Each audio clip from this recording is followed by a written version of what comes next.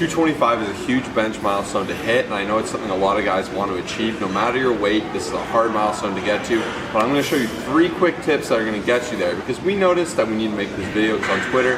We tweeted, if you're in the 225 club, hit it with a retweet. Only got about 50 or 60 when we should be getting hundreds and hundreds. So we're here to help you out. Also, if you're not following us on Twitter, make sure you're on that first link in the description down below. We post some funny stuff. Let's show you our top 3 exercises to get your bench press right up.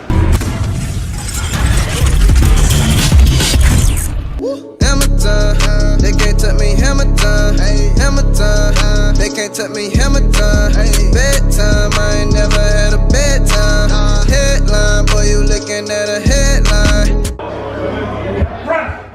Oh yeah, come on! Get it! Oh! Hold it! So here are the top 3 exercises that we've utilized to increase the bench press for the last little while. I just wanted to start off by saying that the most difficult part of the bench will always be at the bottom. That part where you're going from your chest all the way up. This is where a lot of people struggle, and a lot of people think that just simply bench pressing, doing a flat barbell bench will be able to help you out, and you can, but when you plateau, you've got to find the issue that, you know, where you're sticking within the bench press. You've got to break it down and start incorporating those exercises into your routine. So that's what we're here to show you. So for starting off, we're showing you the pin press. This is going to help you guys become better off the chest. So having to move from a dead stop position with zero momentum can be a game changer in terms of muscular activation. It's going to take away any rebounding help that you get off the bottom and force your muscle to do all the work. And it can also be beneficial not only for developing strength, but also developing motor control. So the goal here within all of these exercises is to put yourself in a harder, tougher position that you're not used to increase the bench press.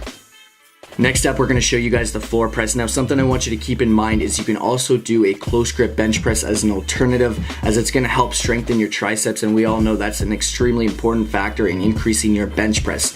So the limited range of motion and inherent pause of the floor is going to help you guys if you tend to miss in the middle of your bench press. It's responsible for helping you at the top end portion of the press. So if you're someone that struggles with lockout like the majority of people do, you've got to try this exercise.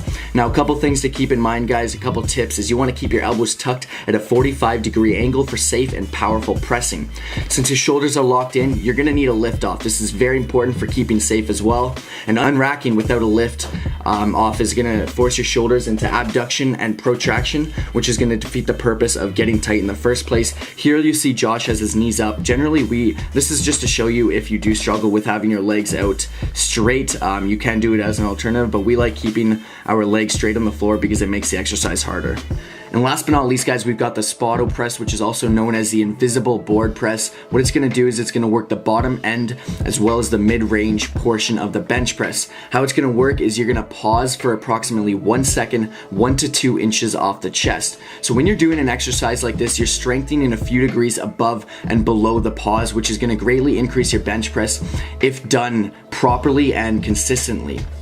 So because of the increased time under tension of this exercise, you're not going to unfortunately be able to lift as much weight as you could just simply pausing the bar on your chest, but it will help you over time increase your bench press.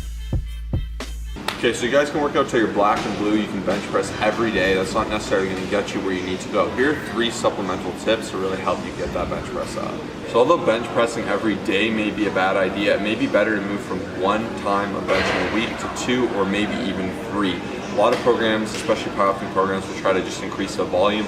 However, you want to make sure you're doing this sparingly, because if you jump to a really high volume, there's a thing called MRV, max recoverable volume. You're going to push yourself to that top end of that volume spectrum, and it's going to be hard to progress past that. So you want to make sure you just climb the ladder as need be, maybe when you stall out on your bench. So start with once a week, move up to twice a week. Really make sure you're using a lot of those accessory movements we showed you, and that will really help you get your bench press up. Make sure you guys are doing a lot of accessory work. So a lot of close grip bench press will really help in the long run. A lot of tricep work and a ton of incline bench work. I guess I got a little mixed up. But yeah, you want to make sure you're working on developing your full chest, because in the movement you want to make sure you have a well-rounded, powerful chest. You want to make sure you're hitting it from a lot of different ways, really strong triceps and strong shoulders to back it up. So make sure you're working that whole region. That's really going to help you blast around 225. Lastly, play around with your rep tempo. So try doing a lot of negative tempos of like 3 to 5 seconds. So 1, 2, 3, or 1, 2, 3, 4, 5. Play around with that, play around with touch and go, play around with pausing. Maybe on different days, try using different things. However, I do recommend for majority of your benching, just start pausing from the get-go, because otherwise you're just gonna end up hitting 225 like this, and everyone who knows anything or is decently strong will walk by and think you're a joke for doing that. If you're a football player and you just want to bounce around that 225, it's a different story. Always train that way in my opinion. But if you want to be a powerlifter or do a really legitimate rep, get good at that pausing. So hopefully all these tips help you push past that 225 to get to that 315 milestone. Make sure to subscribe if you haven't already. Please smash that like button, it helps our channel out a lot, and we'll see you in the next video. Peace out.